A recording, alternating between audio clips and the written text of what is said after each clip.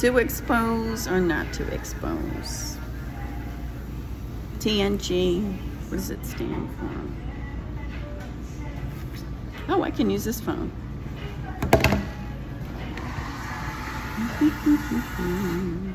TNG.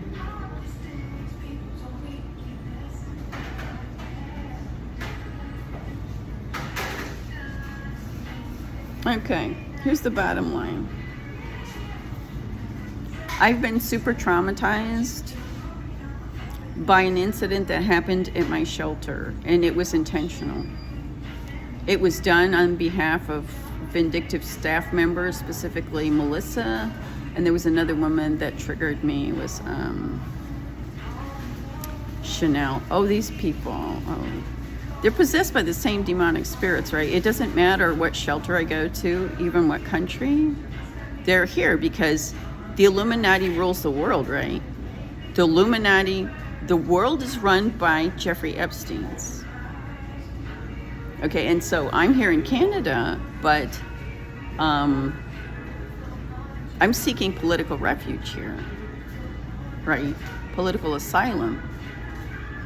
And so my boyfriend, okay, who previously served in the Marines,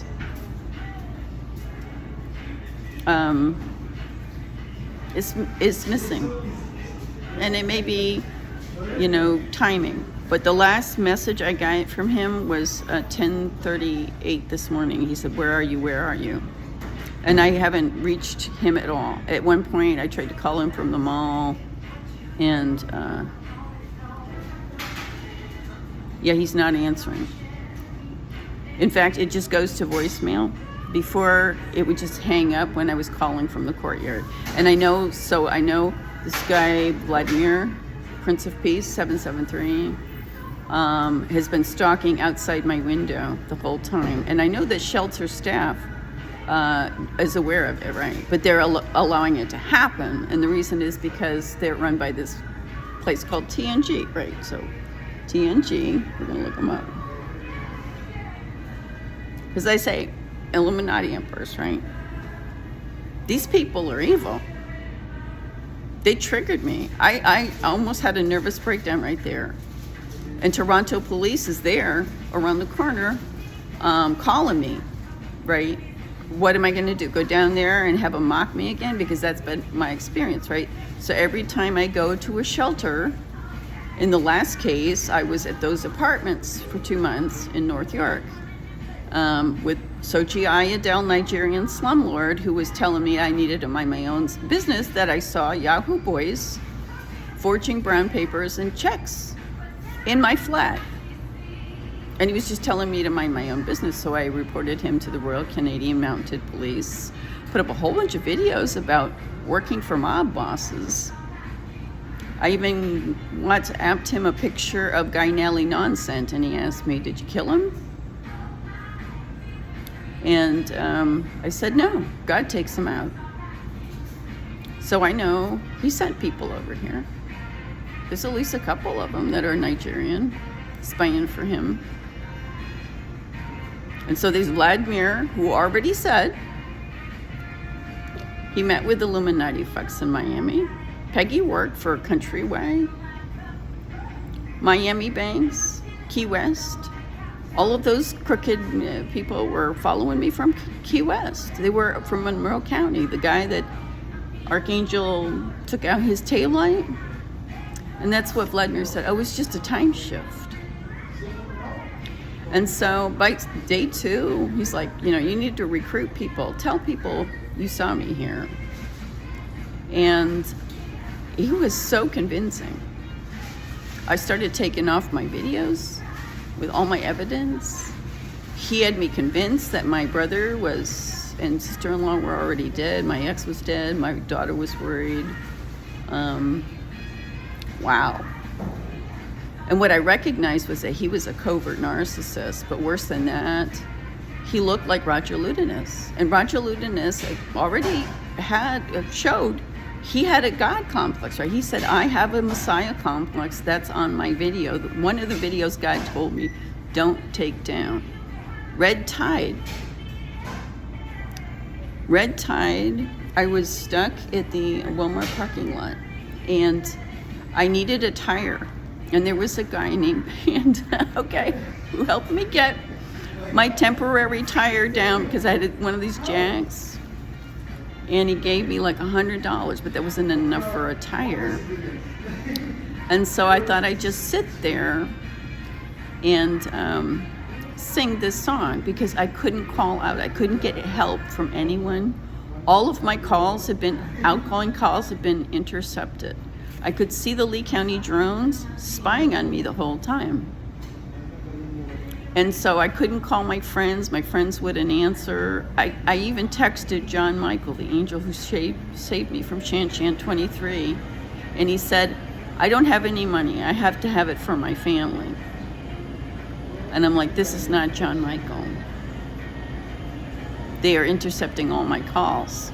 And they knew that because by that time I had been homeless and I had been catfished by Anastasia Tollard and Roger Ludenis, pretending to be Gerald, when really he just wanted to gain access to my apartment to kill me. And Roger was the one that my ex-husband, I had established that Roger Ludenis and Anastasia Tollard lived at the same apartment complex as Renee Campione, the girlfriend who in 2018 chopped up Derek's dog. And then there was Guy Nally Nonsent, who was murdered in May, just after I got into Baltimore. He had been stalking me. I still have that photo. I still have all those photos because Vladimir didn't talk me into deleting the photos from my iPhone. And so all he's doing is he's in the courtyard sweeping up cigarette butts, waiting for somebody to come take him away and torture him. Because that's the vision I had of him. And when I walked into the Tim Hortons tonight, the message over I can't even remember which reader it was, she was talking about distorted masculines having problems with their sexuality because, and I said this to Ray, he was raped as an altar boy. And so my boyfriend is missing. And this is the end of the Lionsgate portal. Today we had an eclipse at 12:55. Over 2 hours after the last time my boyfriend texted me. And when I went back, and I was intentionally triggered because they refused to move the woman who had previously thrown a fan at the staff member, and Melissa made the big deal. Okay. And then she was going to call TDS. I don't know who TDS is. And then she tells me TDS won't be here until tomorrow. So she's in my room with all my stuff. But I can have a room if, and she's going to take me to the donation closet to get me clothes to wear. And when I go into the donation closet, she starts showing me clothes, and I start crying. Because that's been my life for the last 4.5 years, right? People have stolen everything from me. And here, this woman, she didn't verbally threaten my life, but she got up in my face, and I've seen it happen. She was brought to the point of being violent. She threw a fan at a staff member because she was provoked intentionally by staff members like Melissa. And she accused Melissa of that very same thing. And I told Melissa, I know she has safety issues because she was locking me out of my room when I had the key. And she insisted on locking the door. And what she said was there was a staff member who had attacked her, and she complained about it, physically attacked her, but the staff member, nobody believed her. And that's what happens to her every shelter that she goes to. And so then Melissa came up, and Melissa confronted her, and she said, are you saying that, and she explained to her, what they had explained to me the day before. We're just going to put you wherever you're going to put you because we're going to get you out of here. And so they intentionally put us together. And they intentionally triggered me to get me angry when I got to the next place and saw her ankle monitor. And then they re-traumatized me because they did exactly what they did at the Bronx shelter when they told me I could not file assault charges against someone because we refused to give you her name because she has more protection as a client than you do, even though you have on record, on recordings on your phone, threats against your life, death threats. Sonia, the one at Casa Sin Cariño. And when I was complaining to Melissa yesterday morning, I had my iPhone in my hand, the one I had bought in Baltimore, actually. I bought it, they smashed it in the skate park, and this was the replacement I'd had all this time. And she said, "Are you taping this conversation? Because if you are, that would be really bad." And I was just holding my iPhone. And I said, "No, I'm not." She said, "Because if you are, that would be really bad." So she expected me to tape the conversation, which means she's working for the enemy. Who's TNG? Who gives TNG funding? You see, because all I wanted when I was in the streets of Baltimore was to have a warm place to sleep.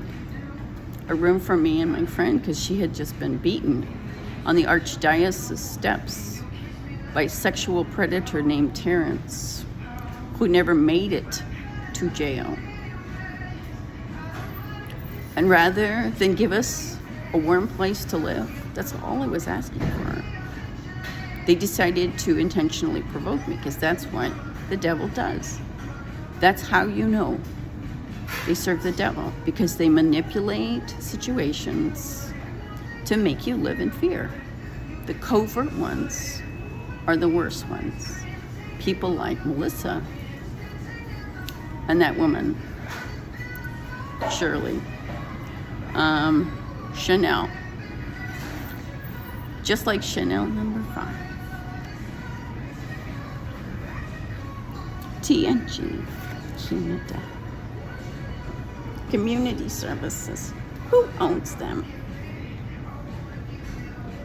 The neighborhood community group.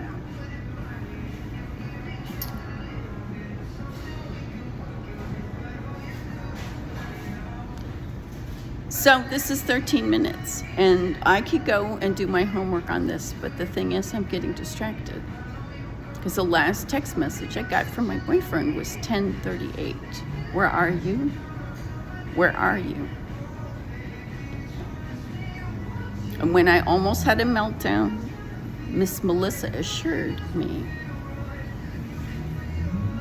that they would get the message to Ray, who has sued people for a lot less. He has a degree in international law. And you know, the other thing is that he's protected because he's my boyfriend. And I prayed for protection. So there's really nothing you can do to him, okay, to make me live in fear. Obviously, my calls weren't getting to him. Let's see, I called him. Get right here on my phone. This is the thing, I deleted WhatsApp. They're really mad because I deleted WhatsApp. Oh yeah, because they're reading on my WhatsApp. There's a reason why WhatsApp is free, right? Okay, right? Yeah, I deleted my WhatsApp. He's like, my phone's going bad. Oh yeah. They're tampering with your phone signal. You can't get Wi-Fi to save your life. They're reading everything. It says so when you log on. What are you gonna do, say no? Then you can't log on. Watching you. And they pulled out those security cameras. I'm sitting there waiting for Ray. He's not coming. Where is he? Are you gonna bring him back safe and sound to me? If so, he's gonna have to find me somewhere else, because there ain't no way I'm going back to that place.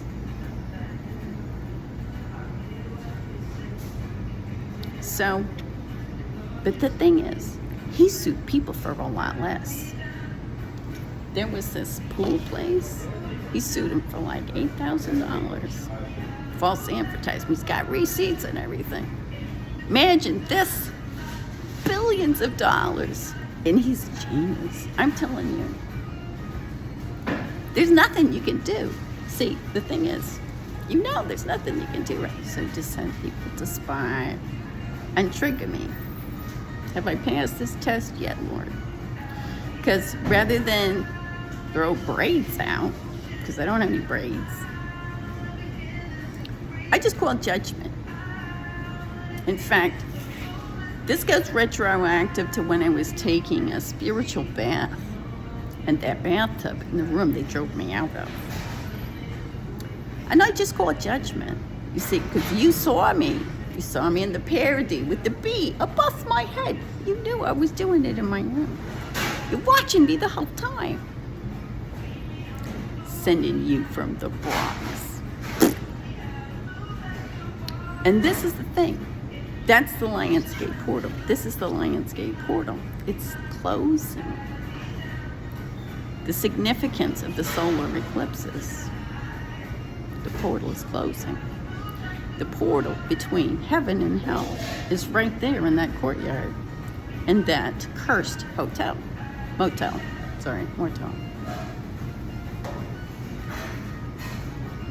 And there's literally 2 lions guarding the gate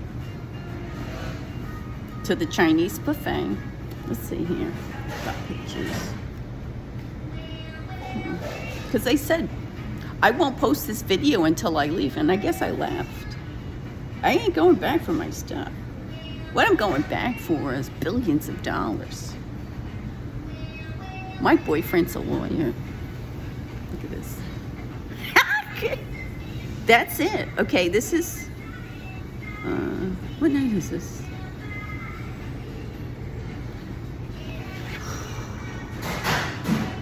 The night before Mikey's birthday. Let's see, what day was this? The Lionsgate portal. There's 2 lions at the gate. Right in front of the buffet. Oh, but you know what? Okay. The C on the R and the Y and the S space. And then the A, L. And then what used to, the B's gone. But the U and the F and the F. But the E's gone. And the T. Okay, so that's the gate. The lions that guard the gates to the portal there. But it's especially significant because this is the Lionsgate portal. Today was the eclipse, 12:55. So I think the devil's just gonna give up. You all are gonna give up.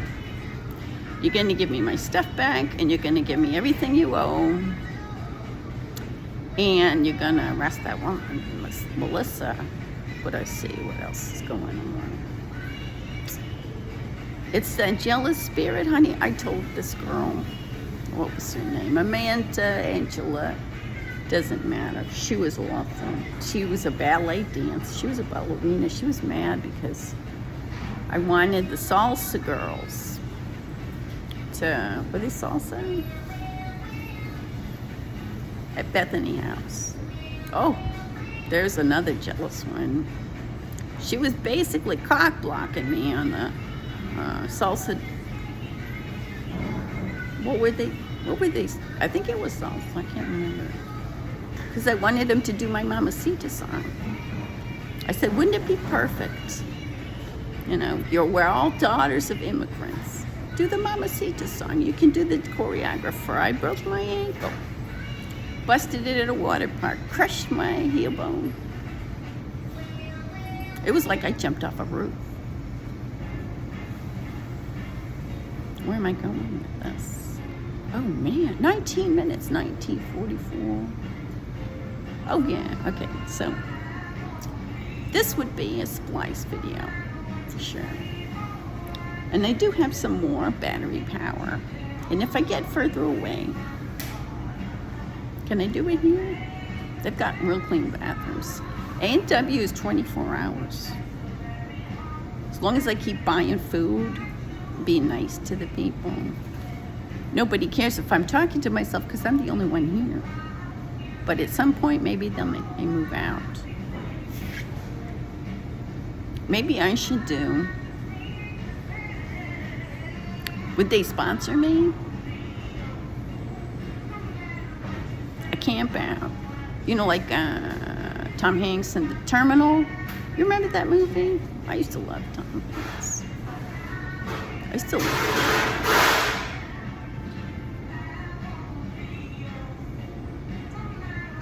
I got a lot of time to kill because I ran away from home. And the Toronto police are looking for me. But, you know, I don't want to talk to them.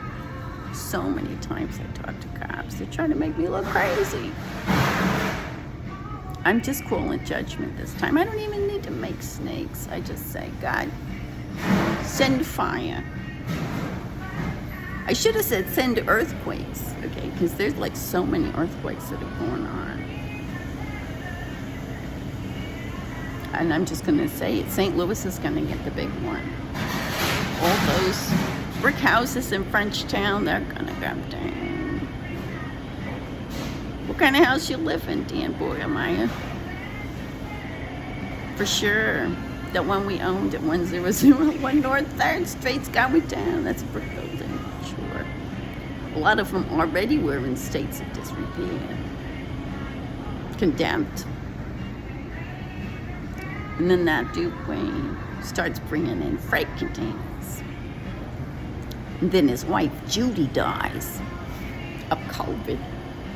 Right after the elections, the night of the election, she was an election judge.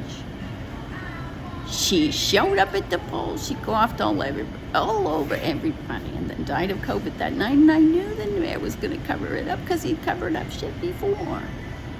So he told the 12 poll workers around her to self-quarantine, and he wouldn't tell the public.